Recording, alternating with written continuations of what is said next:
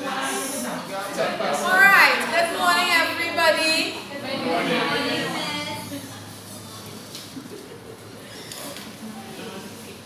This may seem odd, but I am going to ask a very strange question.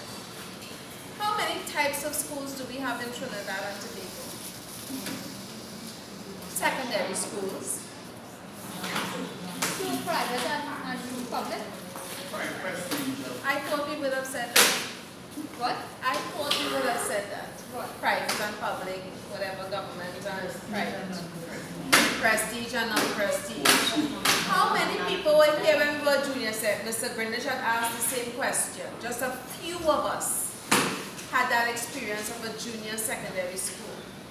Would you believe if I asked how many types of secondary schools we have?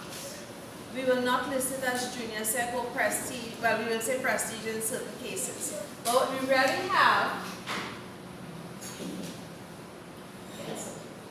these are the people who assisted me with this presentation.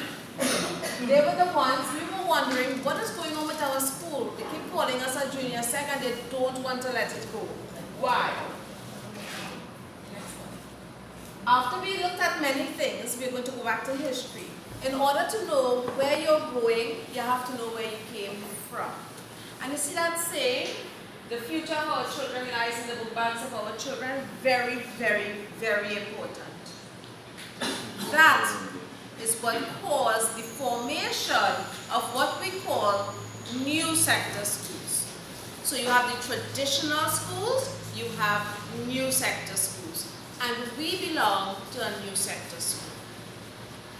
When Eric Williams came on as the father of our nation, and he said that the future of the nation is in the school bag of the children, that is when he formulated schools into sectors.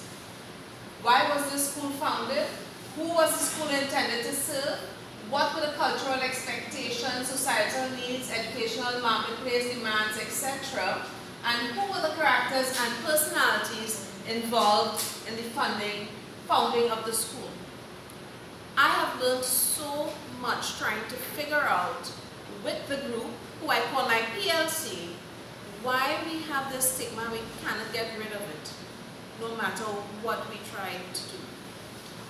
The types of schools that Eric Williams would have looked at in 1960 when he formed the new sector school was that it was education for all. It was said to be the most promising educational project in the Caribbean. But because he was Dr. Eric Williams, the negativity attached to the formation of education for all was that it was a political platform. What he tried to do when we were decolonized was give us all an opportunity. Traditional schools were only for the elite and prestigious. What do we mean by that? You had to be upper class or middle class. That's the only time you were supposed to be educated beyond the primary school. That's the only time you were worthy of anything. And the children who were educated to fulfill the jobs that are white collars, the doctors, the lawyers, the teachers. Our children, us, we were counting as nothing. We are the descendants of the slaves. So what he was trying to do was to change the mindset, to make it an independent mindset of our nation. But as normal, we stuck with that mindset of colonialization. Only the people up there supposed to get everything. So they were the ones who had the prestige schools. They were the ones who got the best teachers. They were the children of the middle and upper class, and they were supposed to be the ones who have the behaviors. Not our children, not us. They got the full-time schools to prepare them, and as I said, for white-collar jobs. What were we, as a new sector school, supposed to be all about? We were supposed to see about the working class children, which means they have nothing upstairs here. They were only 4 hands. They have no academics, they don't have logic. They were new sector schools. And everything, you know, when a child is born in a family, this is a beautiful analogy. Mother is an alcoholic, father is an alcoholic, you expect that when that child is born and growing up, it will be something bad. Alcoholic, drug use, it's in the wrong environment, etc. That is what new sector schools were looked at. It was for the children of the slaves, therefore it was not good. It is not worthy. We were only technically based. We can't think and do anything otherwise. The highest number of untrained teachers were placed in new sector schools like Belmont Secondary. That is why we all fall under that umbrella that gives us a stigma. They expect that the teachers were the worst teachers in the school. No good teacher wants to come to a new sector school. What they didn't realize is, unknowing to them, the best teachers were in the new sector schools.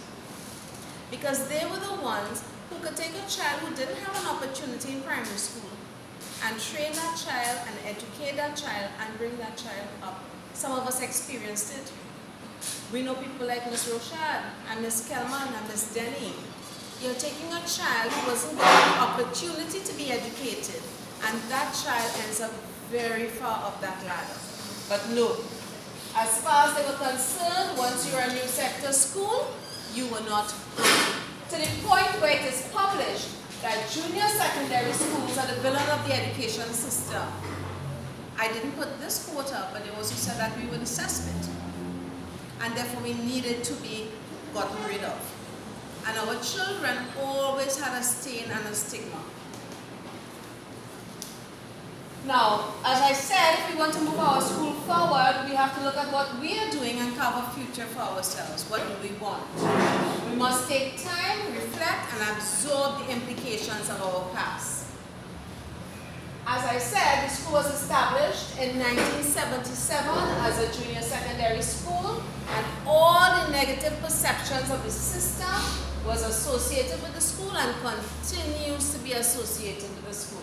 I'm sorry Mr. Jones isn't here, because he will tell you there will be a fight in South in a junior secondary school, and when they're announcing it on the news in the night, Belmont Secondary would be the footage. Sorry, junior secondary. I just got accustomed to the new name. But it didn't matter where that fight took place.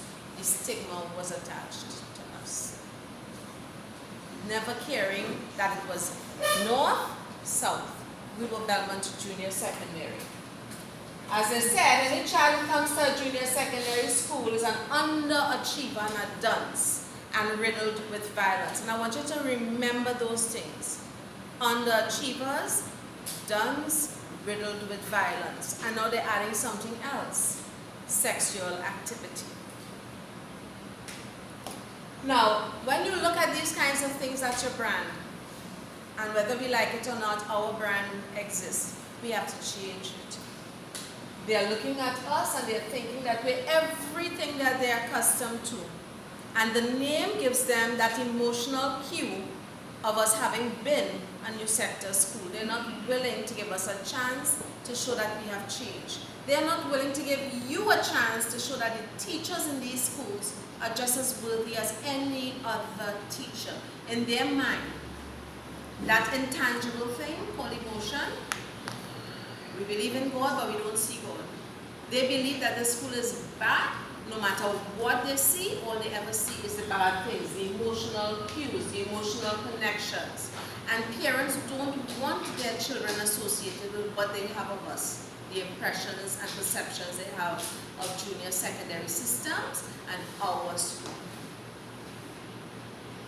But an educational brand in the school, as I was saying, intangibles, is not the tangibles of logos and colors. We are looking at the beliefs, the values, and views that people have of our school.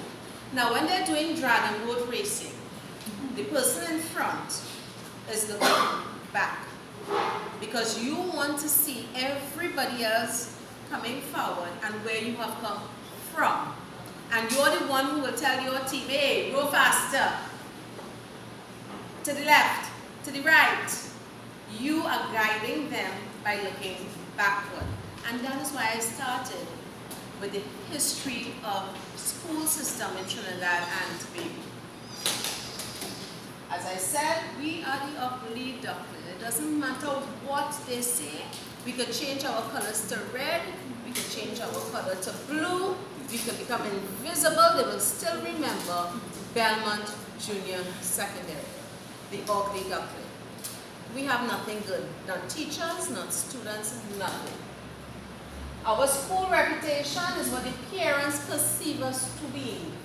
We don't have a good learning quality. We do not have a safe environment. We do not have good teachers. That is the school reputation.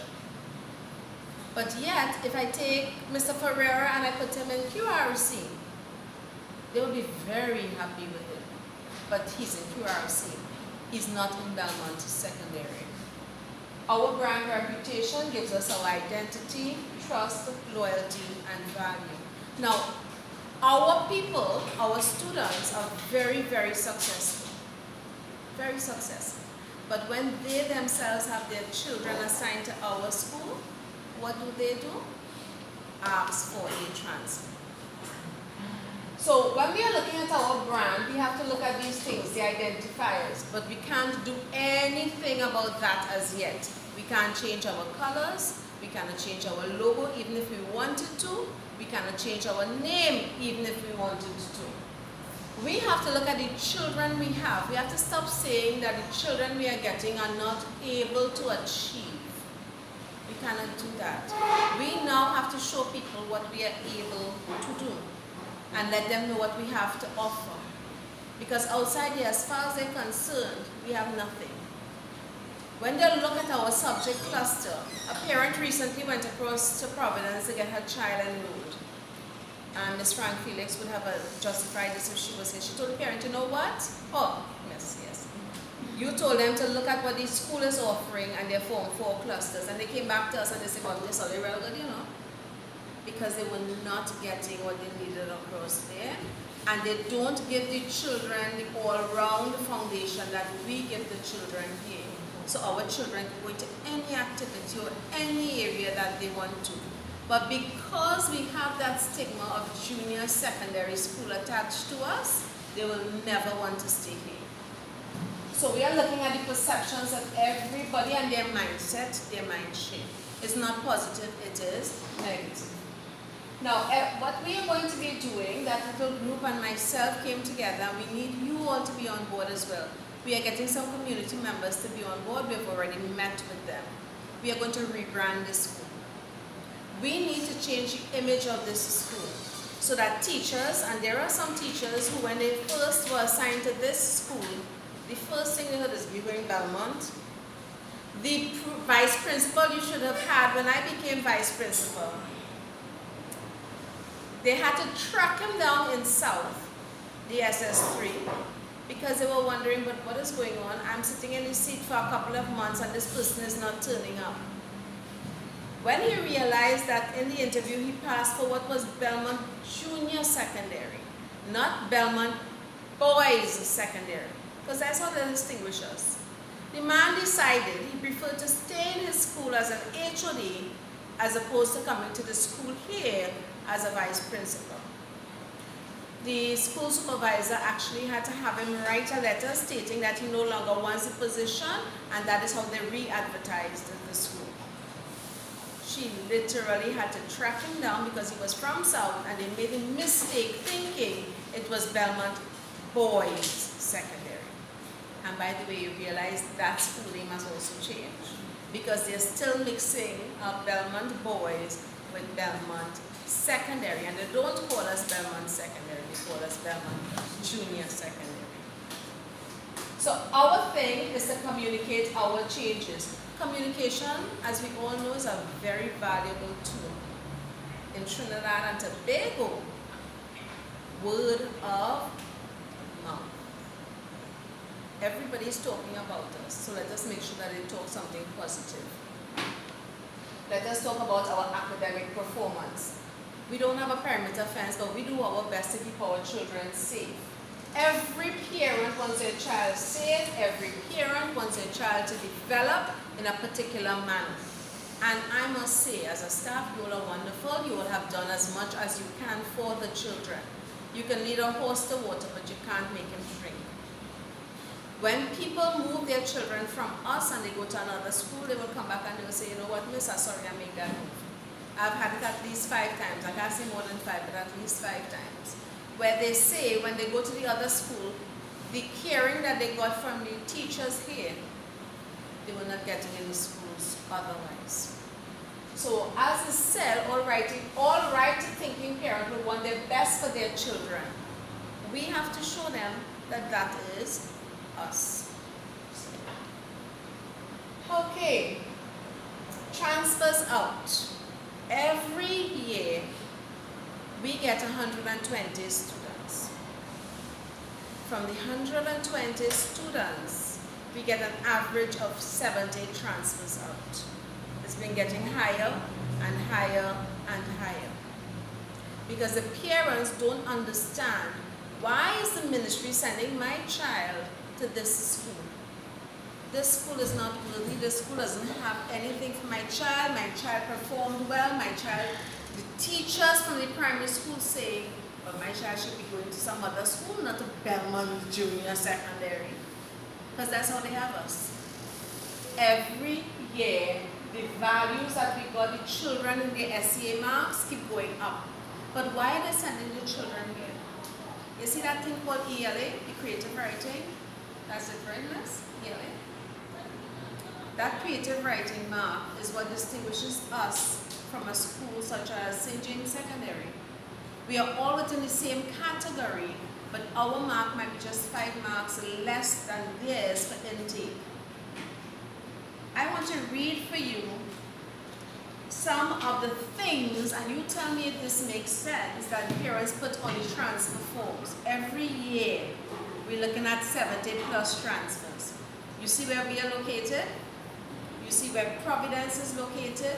You see where St. Francois Girls located? And St. Francis Boys College, right? We are all in Belmont. We are at the beginning of Belmont. We are close to the police station. We are close to the Savannah. But we are all in Belmont. This child, the school is not good. The marks for this school is way below what my child got. Where do I want to go? Providence and Woodbrook. That's okay. This one stated transport. I want a school closer to where we live. What schools are they looking at? Providence and St. Francois. This person said transport is an issue.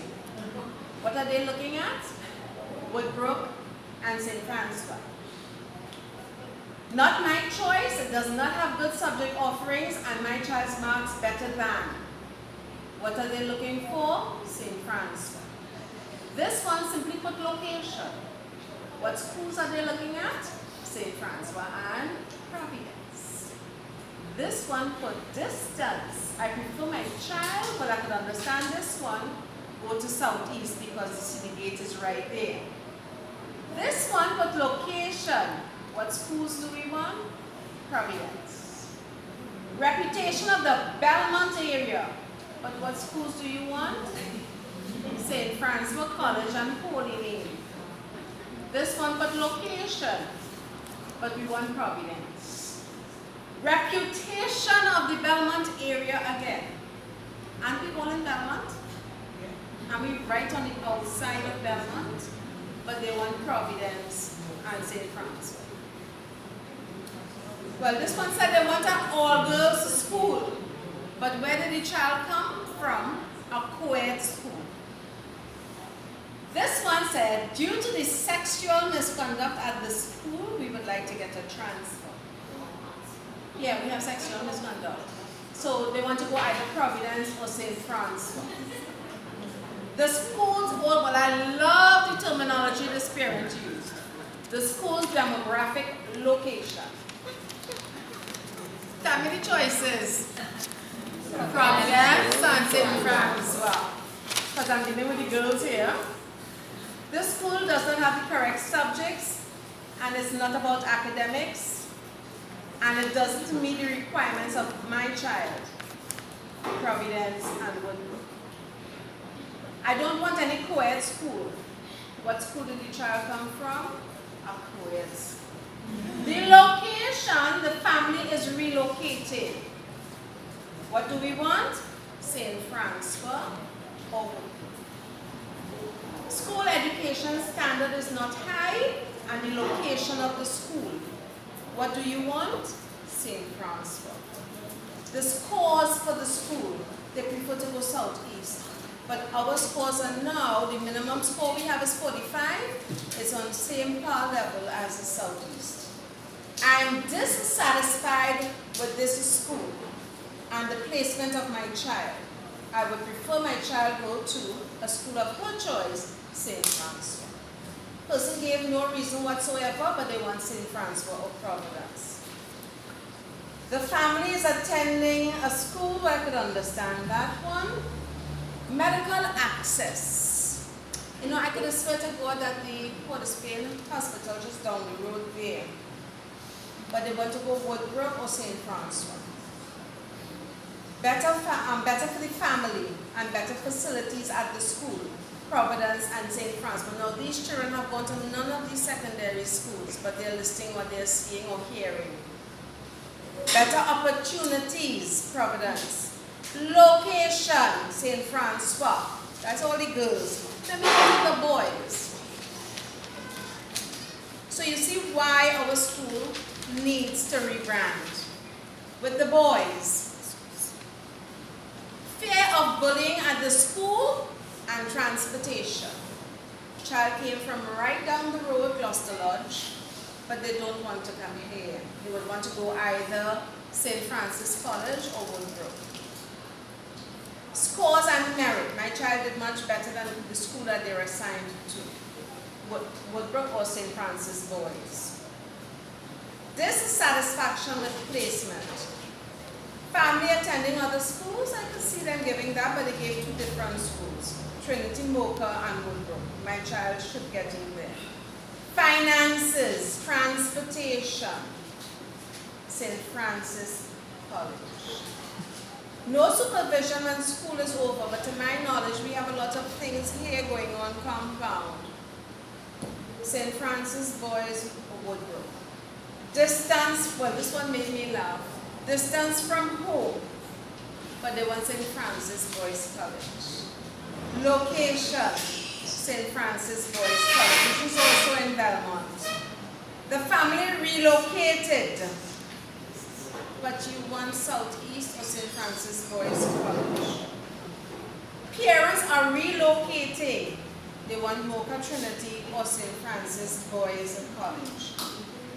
The family, the parents, and the child do not desire this school, St. Francis Boys